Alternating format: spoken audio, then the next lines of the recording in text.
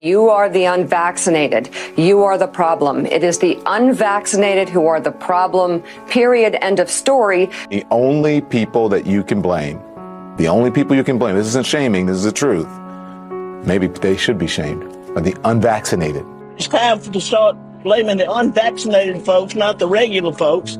Anyone you came into contact with will blame you, as will the rest of us who have done the right thing by getting vaccinated. Because frankly, we know that we can't trust the unvaccinated. I think it's time to get our moral house in order, Anderson.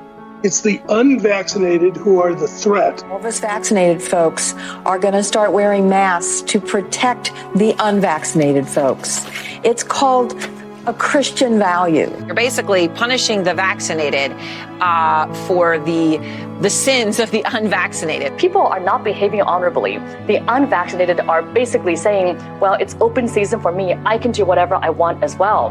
The unvaccinated are basically beating their breasts and running around the country saying, we don't care, we're living free and so forth. We've been patient, but our patience is wearing thin. The unvaccinated, a group that includes children and people acting like children. And the rest of us are starting to get pissed off. The vaccinated feel the unvaccinated are making me upset or angry. This is not about freedom or personal choice. Well, my freedom is being kind of disturbed here.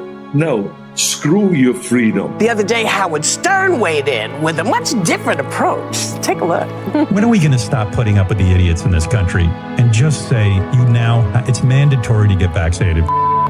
Their freedom. But you're treading on our freedom and you're making other people sick, and really you're killing other people. The anti-vaxxers, they seem to have a thing for death and home remedies. The anti-maskers turned anti-vaxxers are not just putting their own lives at risk. If that was the issue, we could just say that we can watch them compete to win place or show in the Darwin Awards. We have to start doing things for the greater good of society and not for idiots who think that they can do their own research. And don't get me started on the lunatics who won't take any of the COVID vaccines. Life is too short to be an ass. Life is way too short to be ignorant of the promise of something that is helping people worldwide. Maybe you're doing it because you're disconnected or disorganized. Maybe you have some sympathetic psychological reasons. But maybe you're just being antisocial. Oh, you can't shame them. You can't call them stupid. You can't call them silly. Yes, they are. Those who are not vaccinated will end up paying the price. The unvaccinated should be taxed. They should pay more for health care. We need to start looking at the choice to remain unvaccinated the same as we look at driving while intoxicated. We're going to see, and I've said, almost two types of America. Dr. Fauci said that if hospitals get any more overcrowded, they're going to have to make some very tough choices about who gets an ICU bed. That choice doesn't seem so tough to me. Vaccinated person having a heart attack, yes, come right on in. We'll take care of you.